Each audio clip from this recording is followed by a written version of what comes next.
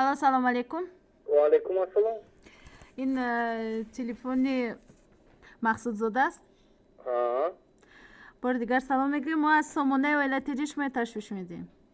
дуруст мекунам. Навбат шумо. саломат бошед. мо мехостем ака дар бораи ҳамун асос доштани марги як нафари 60 сола ва бемории 11 нафар табиб пурсон шавем аз шумо ки то чӣ андоза асос дорад ин хабар?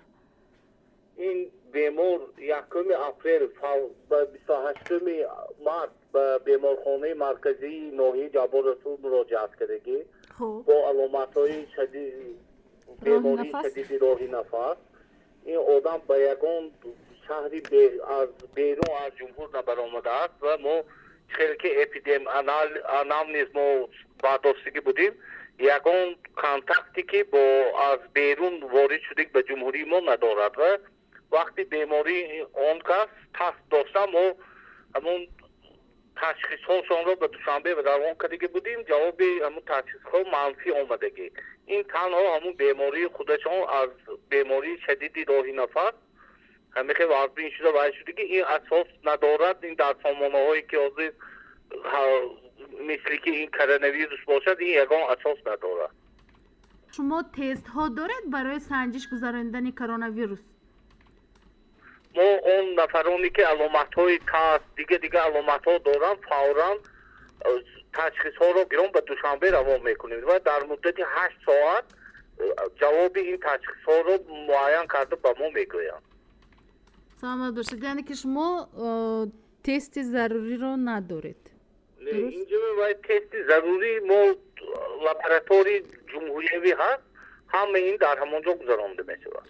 سلامت باشه. شما که همسرحد هستید با ازبکستان یگان عموما چاره‌بینی های پیشگیری دیده رفته است از در شما؟ این در اساس ستاد جمهوریوی در اساس نقش چاره‌بینی های ستاد ولایتی تمام چاره‌بینی های پیشگیری این بیماری رفته ایستاده است. چنانکه من به شما معلومات میدم زیاده از 2400 نفر زیر کرانتین قرار داده شده. عین حال به 1000 نفری آنها بعد 14 روز نظارت جواب داده شدند به خانواده‌شان و عین حال یگان این بیماری در ولایت سوغد عموما در تاجیکستان به قید گرفته نشده است.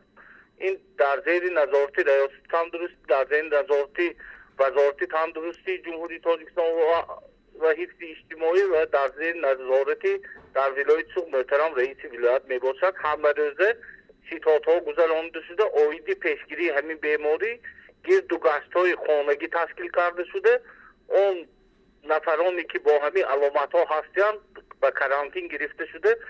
در دوام همین 15-16 ساعت همین تست ها گذرانده شده. جوابش رو ما گرفته ایستاده.